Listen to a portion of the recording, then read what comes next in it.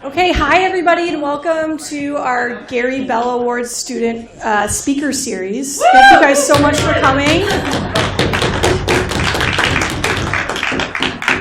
We have 5 incredible 3Ls who are pursuing public interest here to talk to us a little bit about their experiences pursuing their goals here at the law school and what they're up to afterward. And we're keeping these pretty short, 7 to 10 minutes. And we are going to start with Kelsey Jost-Creegan. She's going to speak on the emancipatory potential of human rights lawyering, a reflection. Kelsey focuses on human rights in the Americas, and particularly on issues of corporate accountability, forced migration, and transitional justice. She's a member of the International Human Rights Clinic. Her bio, by the way, you guys should check this out online because it is amazing, and I don't have time to read all of it here, but it's really incredible, which is true of all of our finalists. She's worked on a communication to the ICC in relation to atrocious crimes funded by North American executives in Latin America and assisted on discovery in a Torture Victim Protection Act suit. She's been involved in the Law and International Development Society and Advocates for Human Rights, where she's worked on projects including corporate accountability, trade law and human rights, land rights, and the right to truth. Kelsey Jost-Creegan.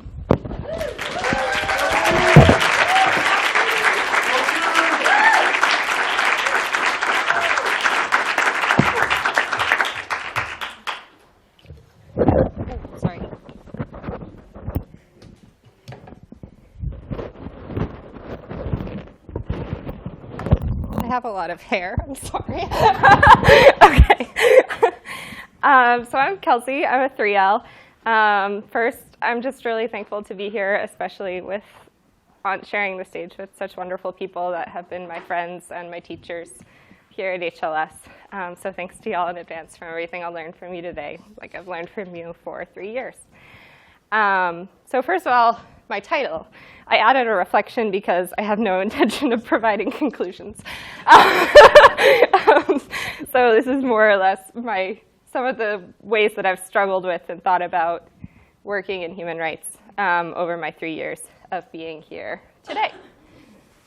So I wasn't really sure how to start this, and then as I was preparing for the talk yesterday, I got an important piece of news, which is that 97% of voters in the small town of Cajamarca, which is in Colombia, voted no in a popular consultation to block the imposition of a large gold mine that's popularly known as La Colosa. I was in Cajamarca this summer, which you can see in this photo, through my work with Tierra Digna, which is an organization that works with communities impacted by major development projects in Colombia. So a lot of mining and dams. And we went to Cajamarca at the request of 2 community organizations that were working to support the right to popular consultation and prevent the imposition of this massive gold mine in their community, because they identified as a community of campesino, small-scale farmers, and they didn't want the environmental impact and the impact on their community identity that this mine would bring. So I thought that I would use this example to ground my talk and sort of my points or my reflections on human rights lawyering. So I think first the question is, why did I sort of start to question my own involvement in human rights lawyering? I came to law school having worked in human rights. I had the intention of continuing to work in that frame, and I was familiar with the critiques, but I think over the 3 years here, especially learning from other students through student organizing and political education and understanding more about my role as a lawyer, I started to really question whether this was a place where I wanted to be doing work. And some of those critiques, I'm sure many of you are familiar with. I won't really go into great detail now, but have to do with the Eurocentric and Western origins of human rights, American exceptionalism in human rights, its racism and its historic racism in the application of human rights, Cold War origins of human rights frameworks, and how neoliberalism has captured many of human rights concepts, the question of whether you can ever use the master's tools to dismantle the master's house, and whether it's too reformist and not radical enough, and whether, I think this is a question broader for human rights or for public interest lawyering in general, what the role of a lawyer is and how to deal with hierarchies of professionalism and critiques of lawyering. So given all of those critiques, I spent a lot of time here thinking about whether or not is there a possibility to reclaim human rights as a tool for liberation and for broader social change? And if so, whether there's a role for an HLS-trained American lawyer and what that role is. So I thought about, for today, what we can learn from the example of Cajamarca. And I think the main thing came to mind is seeing human rights not necessarily as a means to its own end, but as a tool that communities and movements can use in bringing forth their broader goals of social change. And in that mission, human rights lawyers as accomplices that are working with communities and helping them to access tools that perhaps because of our training in lawyers, we're able to access in a unique way. So a central lesson for me was centering power in communities. And these are just some pictures from Cajamarca. This sign was sort of the slogan. It says, water is worth more than gold. Popular consultation, and this was the open town meeting in Cajamarca, where you can see that it was just stuffed to the gills with people that wanted to come and participate in determining the outcome of their community. So what does it look like to use human rights as a tool for liberation? And is there a possibility to think about something like transnational community lawyering? Those are still questions that I'm thinking about a lot. I think for me, some of the conclusions that I drew from watching the work of other lawyers at Tierra Digna, which very much sees itself as a community-led organization, is looking to center power in communities and community movements, adopting as core principles, in counter to some of the critiques that we saw before, anti-capitalism and anti-neoliberalism, anti-racism and anti-oppression as foundational building blocks of human rights. Practicing anti-hierarchical lawyering, so decentering professionalism, both in the sense of in terms of leadership and movements, and then also in terms of what tools you as a lawyer are willing to use in your own practice. Working with humility. I think both of those things are not things that are encouraged at HLS, and they're not things that, they're really very countercultural. And so I think to try to work within that space and to try to learn to work within that space in this space is very difficult. There are people who do, and staff and professors who do embody those values, but they're certainly not what is centrally valued here. And then another thing for me over the course of 3 years has been really learning from domestic critical theory and learning from the work of poverty lawyering and legal services and critical race studies and all of the things that are so important in public interest lawyering in the United States, but really haven't been applied in any meaningful, well, no, some people are applying them in very meaningful ways in human rights, but it's certainly not the central norms of the human rights movement. So thinking about how I can apply those and learn from them in my own practice. And then finally, developing transnational resistance to transnational problems. So I think when I thought about whether or not it made sense for me to stay, and what I kept coming back to is the oppressors that we're facing are transnational in their nature, and they are benefiting from the training of institutions like HLS and the different sorts of clout that graduating from this sort of institution gives. And so we have to find ways to harness that also in fighting those forms of oppression. So to close, I had 3 examples that sort of bring back that Cajamarca is not in any way an isolated incident. It's really representative of a very broad trend, and it's a trend of communities, and particularly indigenous, Afro-descendant, small farming communities, putting their bodies on the line to defend not only their own community rights, but our earth and our environment. And so personally, I think that we all owe those communities and their leaders a great debt of gratitude, because if we're going to survive as a species, they might be the ones who lead us in that struggle. And so from Cajamarca, some other examples I brought in are Berta Cáceres, who was a leader, an indigenous leader in Honduras, who was murdered last year, murdered by US-trained death squads for opposing the imposition of a dam in her community. In Cajamarca, the groups that we were working with are also facing threats from paramilitary organizations, constantly needing to have people live with them to ensure their physical integrity. And then in Standing Rock, right here in the United States, the struggle of the water protectors and the violent repression with which their struggle was met. So in closing, I think that I also wanted to reflect on the fact that I think HLS really has a lot of work to do to assess where we're going to stand on these kinds of issues going forward. not in terms of critiquing individual decisions, but I think in terms of critiquing the structural incentives that this institution creates for careers and the ways in which we treat corporate work as if it's really apolitical. And I would just encourage every time we have that tendency to think of these communities and of these actors and the ways in which corporate work is very much not apolitical and has everything to do with politics and with human rights in people's lives. And I think that as an institution, we should reflect on what it means that we consistently send far more lawyers to be working to represent AngloGold Ashanti and Energy Transfer partners instead of working in solidarity with communities to defend their rights in our environment. And that's all I had to say, so thank you very much.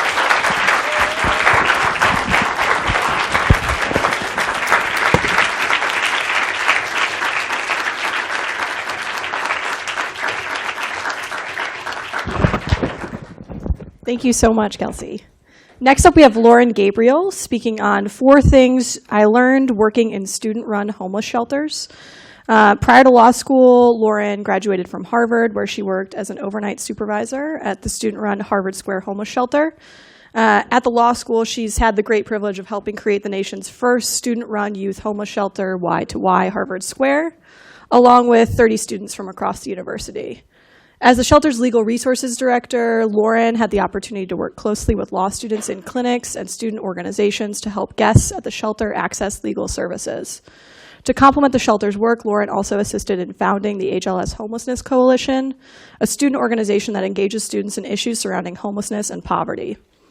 After seeing the devastating effects of both the immigration enforcement and criminal justice system through her work at the student-run homeless shelters, Lauren's committed to working to prevent the devastating effects of both through clinical work with the Harvard Immigration and Refugee Clinic, the Criminal Justice Institute, the Capital Punishment Clinic, and the Crimmigration Clinic, as well as with Harvard Defenders and Harvard Platt. Lauren.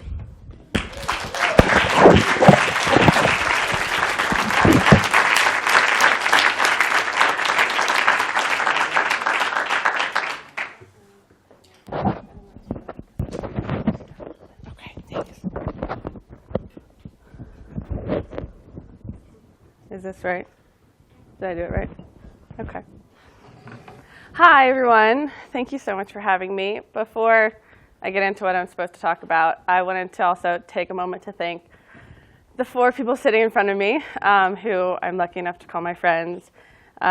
Each of you has been a source of inspiration and support for me over the past 3 years, and you've shown me what creating community looks like and what great advocacy looks like. So for that, thank you. I also wanted to give a shout out to another group of classmates, some of who I see here, who are a constant source of inspiration for me, and that is my fellow staff members at Y2Y Harvard Square. Running a student-run homeless shelter is a full-time job, and sometimes it could feel impossible to do both shelter and school and not lose your sanity.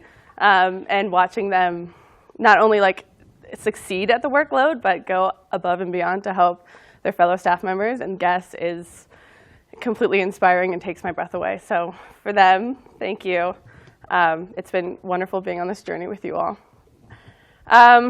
So 7 years ago, as I mentioned, I volunteered as a freshman in college at the Harvard Square Homeless Shelter, or HSHS, which is an adult homeless shelter run by college students at Harvard. If you're thinking it's pretty crazy that they let college students run a homeless shelter, you're not wrong. I worked as an overnight supervisor there for 4 years, and I thought it was a small miracle that we opened our doors every day. But 2 of my fellow staff members, Sam and Sarah, had a bigger vision for us. They saw that we were constantly turning away volunteers and donations, and they wanted to do something with this excess capacity. They began discussions with community members and doing research to see what this extra capacity could be best used for. And their research led them to the idea that a student-run homeless shelter for young adults modeled on HSHS could be really successful. By the spring of my 1L year, Sam and Sarah had finished their research, had fundraised close to $1 million, and were now assembling a group of students to staff the first season of this new shelter, Y2Y, which would serve young adults ages 18 to 24. They asked me to join, and now, 3 years later, here I am to tell you not 5 things, but 4 things that I learned from my time there, and things that I plan on taking with me as I start my career as a public interest attorney. Again, as Kelsey kind of mentioned, these aren't meant to be big answers or even answers, but more just reflections I've had and conversations I've had over the past 7 years that might be of interest or might not. So first, change is scary. And when Sam and Sarah announced their plans to start a new shelter, there was a lot of pushback. There was pushback from our staff at HSHS who feared that a new shelter would take away resources from our programming and our guests. There was pushback on the part of our parent program, the Phillips Brooks House Association, who would now have to fund and support 2 student-run shelters when I'm sure that one was way enough headaches. And for us as a new staff, it was scary going into a new shelter and having to create a new culture and programming that HSHS had developed over the past 30 years. But through our fear, I think we lost sight of how scary it was for the guests we were hoping to serve. Looking back, I can't imagine how terrifying it must have been to be a young adult on that first night that we opened our doors, walking in and saying, yes, I trust you. They were choosing to trust us with their safety, with their belongings, sometimes everything they owned in the world, and with their futures. And even today, I can't imagine how scary it must be for them to walk into our front door and see a staff member who is very similar in age staring back at them. We're trying something new, which is super uncomfortable, even if we think that in the long term, it's a better approach. So change is scary for everyone, and it's sometimes hard to remember how many people are affected when we decide to make a change or to try something new, no matter how great our intentions are when we make that decision. Second, life happens quickly. I know this is terrible, but when Sam and Sarah asked me to be a staff member, I partly agreed only because I was sure they were nowhere close to actually starting a new shelter. I figured that fundraising and construction and planning would take at least another year and a half. And by that time, I'd probably be in a lot better place to actually help in some capacity. But a little more than 6 months later, we were opening our doors. Things happen quickly, but they happen quickly because our guests deserved a safe space to sleep tomorrow and not 2 years from tomorrow. And because our guests' lives move even more quickly. We see guests who come into our shelter whose lives have changed in a matter of minutes, who 2 nights ago had a home, but because of eviction, incarceration, or aging out of the foster care system, are now standing here talking to me today. Guests who are still trying to get their feet under them, who are trying to make sense of their new normal. And we see guests who we've been working with for months or who have achieved permanent housing come back and due to setbacks that make them question all of the work they've put in up until this point. And because of how fast life moves, we wanted to design our shelter services in order to give people a space to breathe. We struggled with trying to find the balance between sanctuary and services. We ultimately decided that we would give guests a chance to settle in for a few days before we even brought up what services we could provide. We only have 30-day beds, so this is really challenging. To wait 2 or 3 days sometimes feels like forever. But it was a balance we struck in order to respect how fast the world can move for our guests. And in general, in direct services, we often meet clients when their world is still spinning and they're just trying to get their feet underneath them for a minute. And it's sometimes important to remind ourselves that sanctuary is a valid priority and that giving individuals space to process might be the most important need in the moment, even though it's not the one that we want to address. Third, meet people where they're at. So at Y2Y, one of our guiding models is harm reduction, which is to help guests minimize the harm they experience in their lives. In one of our trainings on harm reduction, Ayala Livni explained the theory through an example. She told us about an experience she had with a young client who was using drugs, and she talked about how frustrated she would get when the client experienced a relapse. Ayala ultimately spoke to a supervisor about this frustration, and the supervisor reminded her of her role, which wasn't to ensure the client achieved sobriety, but was to keep the client safe and healthy so that when the client was finally able to choose sobriety, they could do so. And for me, Ayala's story in our focus on harm reduction really boils down to knowing what our role is and knowing what our role isn't. It's sometimes difficult as a service provider who wants to take a holistic approach to recognize the limits of our reach.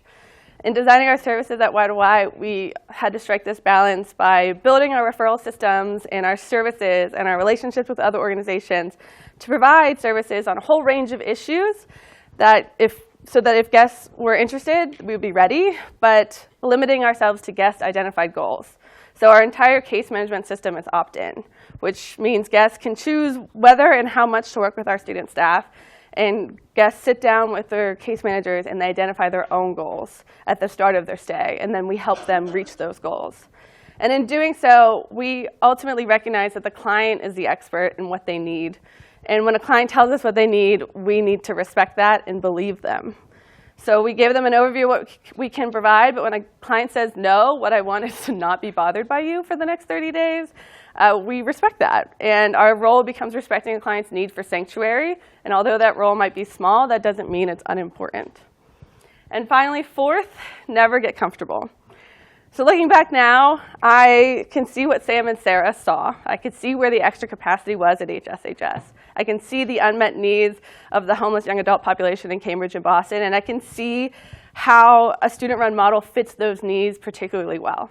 But at the time, as a staff member at HSHS, listening to Sam and Sarah's crazy new idea, I couldn't see it. I could just see that after 4 years, I knew how to do what we were doing very well, and I wanted to continue doing it. After 30 years, we at HSHS had become very comfortable in how we were serving our guests. We had stopped questioning why we were doing things the way that we were doing them. And at Y2Y, we were able to start from scratch and to question everything.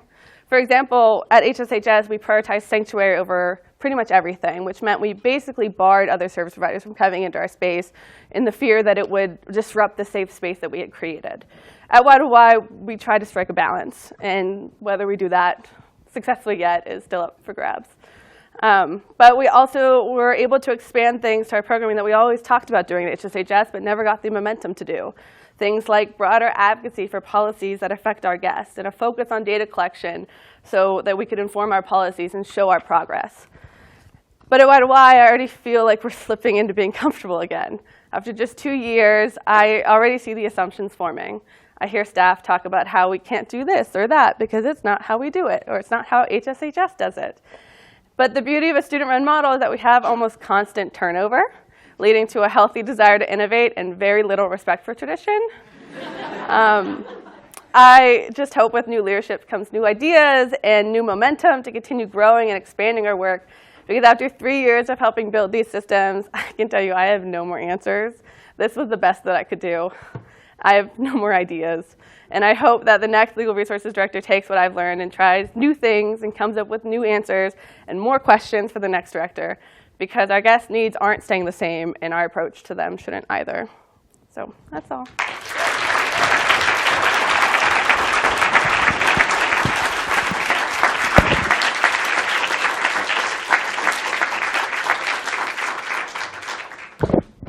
Thank you, Lauren. Michele and Simmi.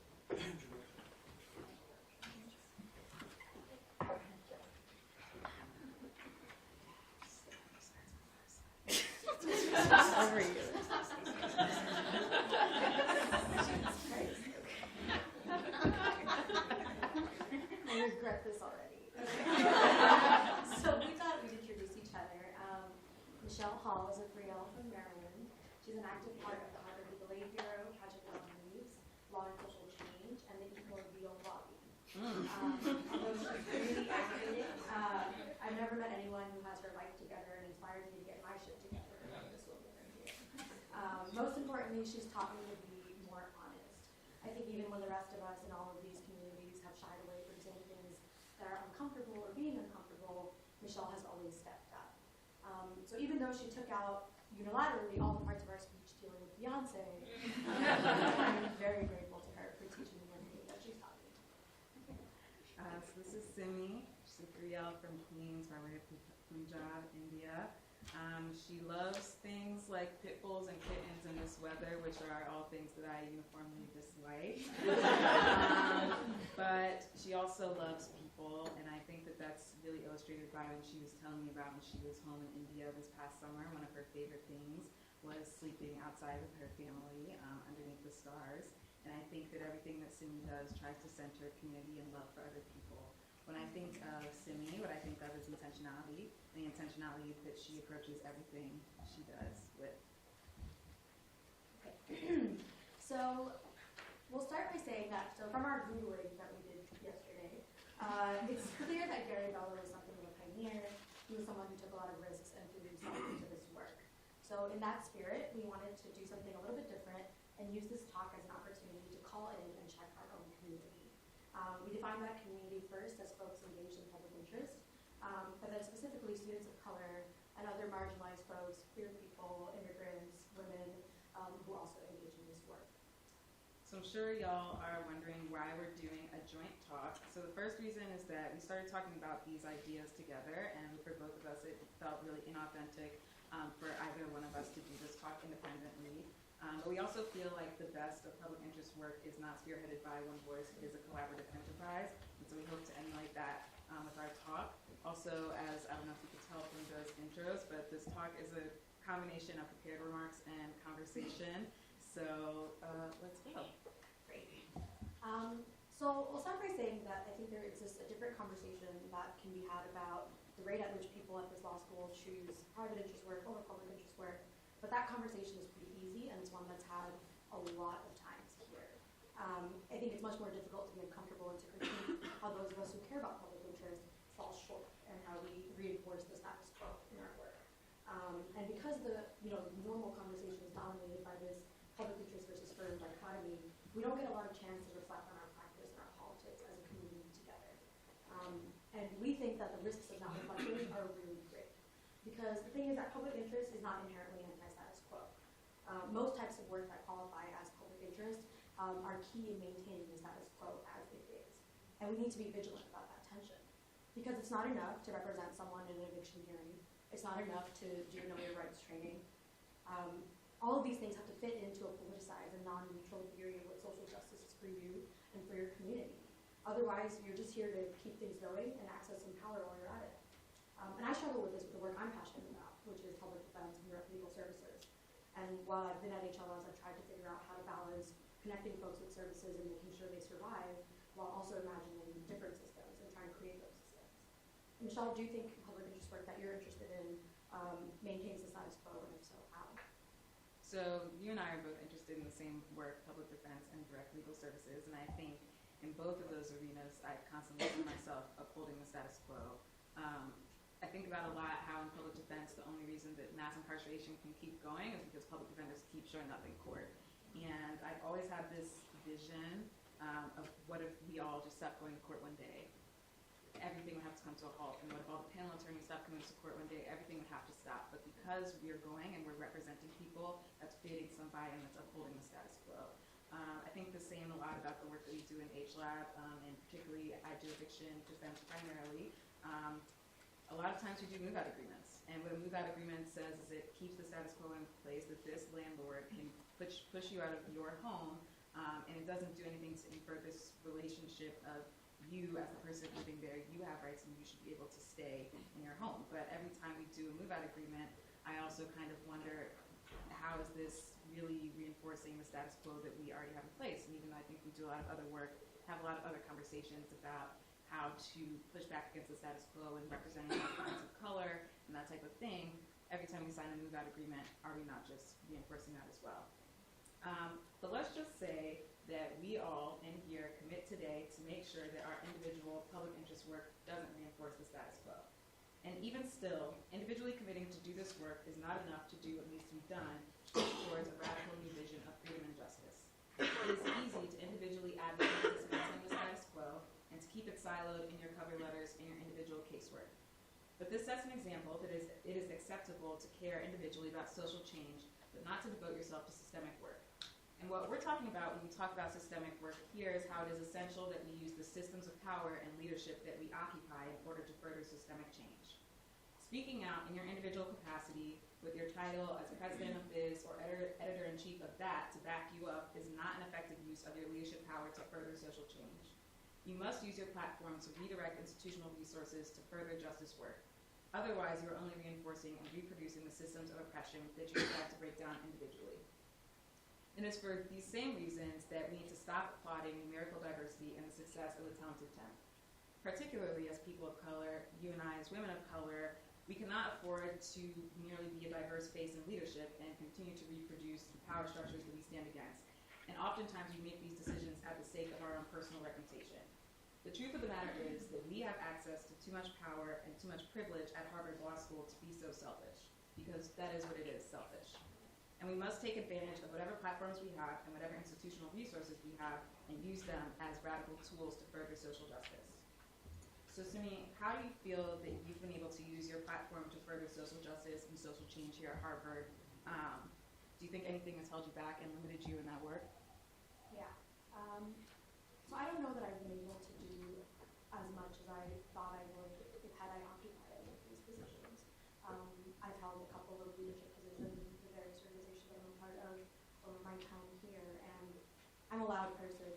Most of you know me, and you know how I feel about things, you know my opinions. But at the same time, I think what happens when like marginalized folks, especially get into positions of power, we feel the need to like move our identities a little bit more and to dial it back. And there's a push to be quote unquote neutral and you know, maybe advocate for like the work for your clients or to do advocate for social justice, but try to do it through a neutral lens. So no one can ever connect the dots to your experiences or to your identity. And I think that sucks. And I think we also feel beholden to like some ideas of institutional identity. Lori mentioned this a little bit in her speech. For institutions that were like never made for us, and we know are problematic and fucked up. So you know why? But I think that pressure is definitely there, and it's disappointing. It's disappointing for sure. So before we go on, just to be clear, we're not bringing up our leadership roles and as peers at Harvard Law School to further our own egos, because I think we get enough of that here. But I think we bring them up because these are the forums where we receive our training in resistance and in pushing back. I think here's where we learn to push back on power. There's so much power in these walls, and one of the most privileged law school in the world. When that power tries to discipline us into complicity and silence. And going back to the neutrality point, like that can't be our goal. So much of legal education, I think, is about trying to make you think that lawyers and laws are neutral, that we're all empty vessels, and all that matters is the strength of our argument and the cases that we cite in our briefs. But you're not an empty vessel, and you weren't an empty vessel when you came here. You read that personal statement you wrote when you applied to law school. And we have to bring ourselves and our identities and our experiences to the work we do, and not just in a superficial way, like Michele was saying, where institutions can applaud themselves for having a woman of color as president, or anything like that. And most importantly, your advocacy based on those things can't be neutral or sanitized either. So based on all that, how do you plan to use your platform after graduation to further social justice? So after graduation, I'll be clerking, and I don't think that is the #1 platform that people think of furthering social justice and social change. But I really want to use the opportunity to clerk to make sure that my judge and my fellow clerks that I'm surrounded by are not just taking the case law as it exists for granted, and taking the paradigms that already exist for granted. And I think there's going to be a lot of opportunity for that because the court that I'm clerking on, the State Supreme Court of D.C., is a fairly young court, and so there is a lot of room to push there, I think. But I want to make sure that every opinion that I'm helping write, that I'm thinking about what is limiting me in my writing this opinion, and what assumptions am I bringing in when I'm writing this opinion. And I think it's only in questioning what justice is and how that comes out into the case law that I can really do that work. But I think that I've tried to push myself on this here, but I want to do it more clerking and beyond, is I want to make sure that I'm using my position as a young lawyer and dedicating things to community organizations in the community that I'm a part of. I think it's really easy to, particularly here, to say I'm going to volunteer with this group, and this group within HLS, and not be embedded in community organizations. And I think there's a lot to be said of embedding yourself in community organizations, and also thinking about pushing for justice there, and bringing whatever tools that you have to the table to that institution, learning what you can from that institution as well, so that that institution that already exists in the community can push towards social justice. So I'm going to commit to being involved with at least one of those next year. What about yourself? How do you plan to use your platform after graduation to further social justice? So I'm going to be a public defender after graduation, and I think, specifically towards the work that I'm going to be doing, I hope to advocate or explore alternatives that bring a more community learning, community-based defense to public defense. I think that's something that there's a lot of potential around. I also hope to work with my fellow public defenders and engage in political education, and make sure we're always being critical and radical in the way we approach the work, even if there isn't that much space to do that in the courts, that we're doing that in our environment. And I have to give a shout out to the incredible community that I found in Belinda Hall with my reclaim folks, because that's where I've learned how to imagine alternatives and then create those alternatives, and then also care for each other through that. And in that vein, you mentioned community. I think that's important to me, and you were right. I think the reason I do this work is because I love people, and I've been struck recently after a fellow student, Will Zhang, has passed away, about the kind of silence that's pervaded in our community, and our routine kind of has just gone on, and my routine just went on until I saw a friend in distress, and it kind of really checked me as to it's really, really weird the way we have responded to this. I don't think we need to go outside of these walls to talk about trauma and loneliness and mental health. And we need to care about systemic issues, but that rings really hollow if it doesn't manifest in our interpersonal relationships and how we treat each other and how we treat ourselves and expect our institutions to treat us. So I intend on doing better about that and checking on my communities and myself. So I think in closing, we want to say something that we heard from TEPCO, but also I think Kelsey pointed out, Kelsey did point out, women say I think too much. But Kelsey pointed out in the end of her speech about the front line being where you are. And really, the front line is now. You can make wherever you are the front line in fighting for and pushing for social justice and change. And so what we're really saying is that you can do the work that advances your vision of justice right now, but what it requires of you is to stand up and speak out by any means necessary and not compromising to protect yourself. Because ultimately, none of us can afford that compromise for the greater good. Thank you for y'all's time.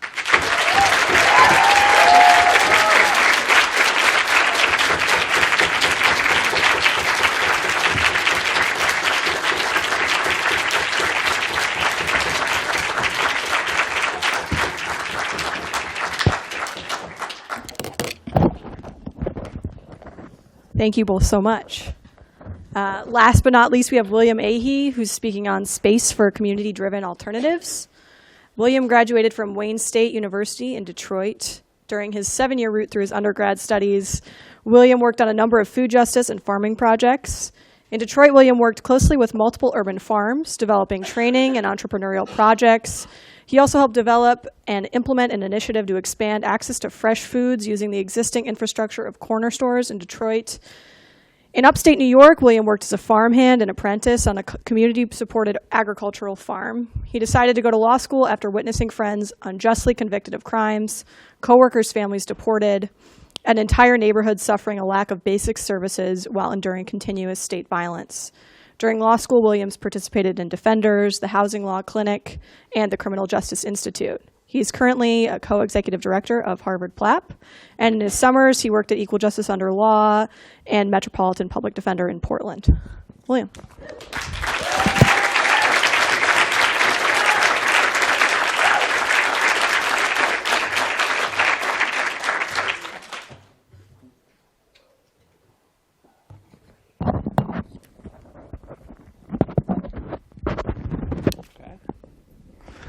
Hey everyone. So I'm also going to start with a just quick thank you and shout out to the 4 other speakers. Those were all amazing speeches, and I want to say that all 4 of you have played a very big role in my time in law school, both supporting me and calling me out, both of which have been, Simmi in particular, both of which have been really important. And you know, the four of you, a lot of other people in the room are the people I look up to in this law school. So it's very intimidating to be speaking in front of you. I don't really have much to say, as will come out in a moment. So I'm going to start with a quick story. This is just about a little bit of my work before law school. So I worked, as my bio read, on some food justice projects in Detroit prior to law school. In one area of the east side of Detroit in particular, I was working on a few projects. So we were doing things like working with local corner stores to improve and increase fresh produce offerings, started a job training program at a local soup kitchen that worked with clients from the soup kitchen and offered them training in urban agriculture and entrepreneurial training. And we were able to get some funding to start some mobile food trucks, essentially. So buy people some trucks, and they were willing to drive around to different neighborhoods, earn some income, as well as improve fresh produce offerings. And kind of our goal in all of this, you know, the people I was working with, at least, we saw food as a foundational source of change, right? So healthy eating, health is one of the foundations for many of us to be able to engage with other work. It can be a lot harder when we're not healthy and when we don't even have access to healthy foods. But also in doing this work, food brings people together, sharing a meal brings people together, but also agriculture brings people together, right? Having a safe space in the community for people to gather, to talk, and to engage with one another in a common enterprise. So I felt like we were doing well, right? We had a community garden, and I'm like young 21-year-old anarchist, like feeling really good about this work. We had multiple beehives, tons of vegetables. Like I could talk about this farm for a while. But you know, it was around the age of 21. I have a hard time remembering the exact time when this all happened. But through all this, you know, I was getting much more rooted in that community, and then you know, tragedy struck, and it wasn't the kind of tragedy that I had come to know throughout my life, right? Like the kind of one-off tragedy, someone you love dies, something happens, you don't get into the school you want to get into, that kind of thing. It was in like a tidal wave, right? It was an all-at-once kind of thing. So in this particular neighborhood that this community garden was in, the local elementary school closed, and the closest one was miles away now. There were a string of arsons, and so people were obviously directly forced out of their homes, but also many residents who had the ability fled the area. Then there were water shutoffs. Some people might have read about water shutoffs in Detroit or worked on those issues even, but it happens block by block, right? So they would show up one day, and then that day, water's off for that entire block. So you can't even go to your neighbor to get water, right? You can't rely on the people that you would normally rely upon. And on top of all of that kind of instability, right, while being deprived of basic governmental services, these same community members were enduring the worst kind of state violence, right? The removal of people from their communities, oftentimes for things like unpaid court fines and fees, but also for things that we more casually here talk about as crimes and treat as wrong. But they were removed from their communities while enduring all these other things. So I wanted to share that story for a few reasons. First, it does provide one example of the sort of violence that can be imposed upon countless communities throughout this country, and the fragility of the security and stability that many of us enjoy, but that is really fragile in a lot of communities. Second, I want to share it because I think it's important to recognize, right, it wasn't my own experience. I was not directly impacted by it. And that story would have been a lot more powerful, a lot more incisive, probably a lot more accurate had it come from a neighborhood resident. So it also kind of relatedly, I think, shows how privileged and how naive I was, that at the age of 21, I was encountering that for the first time. And I'm grateful for that to a large degree, right? Like I'm grateful I did not have to endure that growing up. But I think it's important for me to recognize that in this work. And again, related to that, I think it shows how easy it can be for someone coming from a background like my own to fail to recognize a community's pressing needs, their goals. Really, I did not see any of this coming. And so, Michele and Simmi were talking about a vision of justice. And I think understanding the ways in which our own perspectives are limited is really important in evaluating our visions of justice. So essentially, my talk's going to focus on how dumb I am, right? How naive and privileged, and how I and my sense for the need for us to be engaged in this work, and how those two things kind of meet. All right. So I guess I want to, after I guess not to just shit talk myself. I want to say that I think that at any given moment, right, none of us in this room are particularly special or significant on any given topic, right? That's kind of my starting point. And in any given discussion we find ourselves in, particularly after leaving this place, there are countless individuals who have experience but have not been deemed to have expertise who are not brought to the table. And I'm talking about that mythical table, where all power is. So many of us have no experiences. Speaking from my own, I have no experience with the direct impact of racism, sexism, classism. I have no direct experience with that, and yet I'm going to continually find myself after law school invited to discussions on those topics, right? I think a lot of us will. And what's more is that we have been granted this privilege and power for a degree that is also not all that special, right? I think a lot of the talks today have really done a great job at bringing up how the law can be used as a tool. I also think they did a good job of showing that it can't be the only tool, that we need transformative change, and that the law is not the way to achieve transformative change. So if we're finding ourselves in these discussions, and again, we might be treated as experts at time, but experts devoid of experience, I think that for me, that has really informed my goals in lawyering. So I would say that my two primary goals in whatever lawyering, and I kept this very abstract, you might notice, because I didn't do as cool of things throughout my time here, but to fight for the redistribution of existing power, right? And I think that people talked about that a lot today, how we transfer power in the work that we do, but also to support the creation of alternative sources of power. And so while defending against state interventions, while defending against violence inflicted upon communities, how do we also defend the space in which new community-based institutions can develop? And how do we channel resources and knowledge, as multiple speakers also brought up?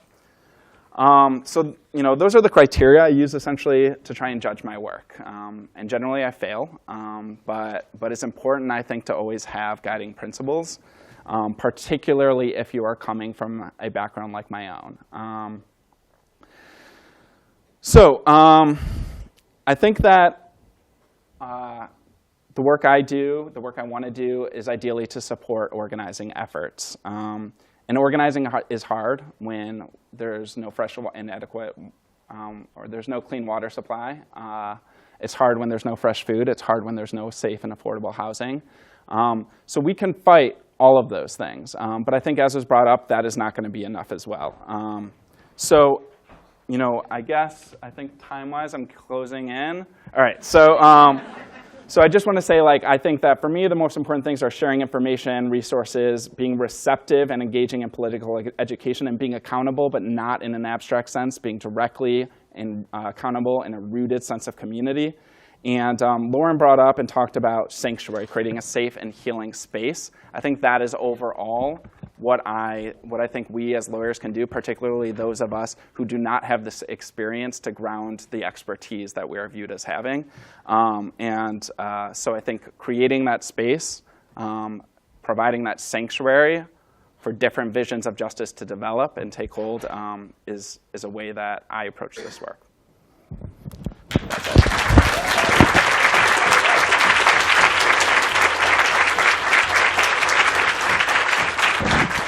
Round of applause. Can we just give a round of applause to all of our students?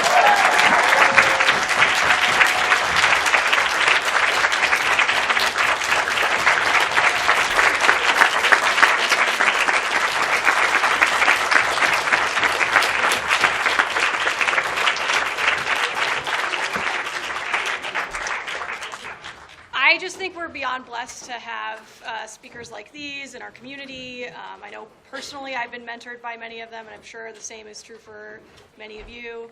Unfortunately, we have to pick an honoree as well as an alumni awardee today. Voting is going to open at 1, and I hope you guys will vote. We'll send out the link to your email. Thanks, guys. Thank you.